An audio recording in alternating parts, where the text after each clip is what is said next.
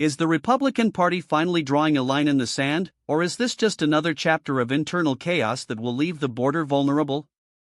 We are watching a high-stakes standoff unfold in the Senate, where a $70 billion package to fund IC and Border Patrol is currently hanging in the balance, held hostage by a controversial $2 billion fund that has sent shockwaves through Washington. Before we continue, if you want to stay on top of everything happening in US politics, hit that subscribe button right now and leave a like. It really helps this channel grow and keeps you informed on the stories the mainstream media often overcomplicates. The situation is as tense as it gets. After significant delays caused by the Trump administration's surprise announcement of an anti-weaponization fund, Senate Republicans have finally launched their push to get border enforcement back on track. This $70 billion package is the final hurdle in a long and grueling legislative process. But the drama isn't over. Even though Acting Attorney General Todd Blanche testified under oath that the administration was not moving forward with that $2 billion fund, many Republicans remain deeply skeptical. They aren't just looking for verbal assurances, they want guarantees that this money, which originated from a settlement between the Trump family and the Stilts, end up in the wrong hands. The fear among the GOP ranks is palpable. Some lawmakers are terrified that without ironclad guardrails, taxpayer funds could potentially be used to benefit individuals involved in the January 6 Capitol riots, specifically those convicted of assaulting police officers. Senator Thom Tillis, who famously called the proposal "stupid on stilts," has made it clear that if there is no explicit, permanent language in this package to kill the fund, he is going to have a very difficult time voting yes. He views this entire ordeal as a massive political liability, and he isn't the only one. Senate Majority Leader John Thune is walking a tightrope. He knows he needs to keep the base bill moving, but he also has to manage a fractured caucus.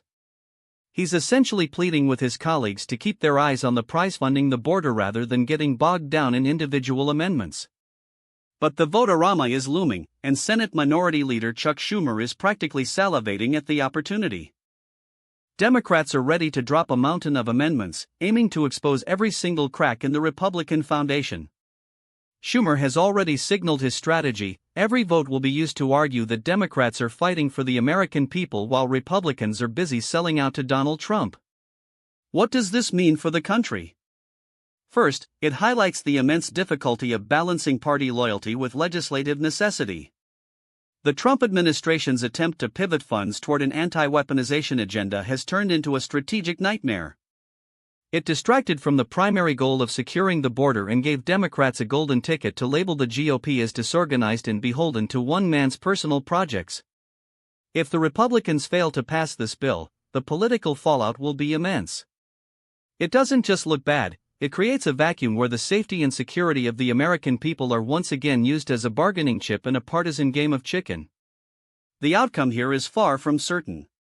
Republicans like John Barrasso insist that the party is moving in the right direction, but the threat of an intra-party revolt remains very real.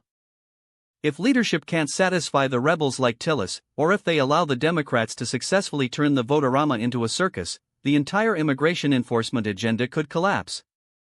We are watching a power struggle between the traditional goals of the GOP and the evolving demands of the Trump-aligned wing of the party. The question remains: can they find a middle ground, or is this legislation destined to be the latest casualty of Washington infighting? So, what do you think about this? Is the GOP right to force Trump's hand on this $2 billion fund, or are they playing a dangerous game that could jeopardize border security? Drop your opinion in the comments below. I read every single one, and I want to know where you stand on this showdown. As we move toward the final votes, the stakes couldn't be higher. We're going to be tracking every move in the Senate, every amendment, and every shifting loyalty. The border is the issue, but the battle is over the soul and direction of the Republican Party. Stay tuned, because this is far from over. Thanks for watching, and I'll see you in the next one.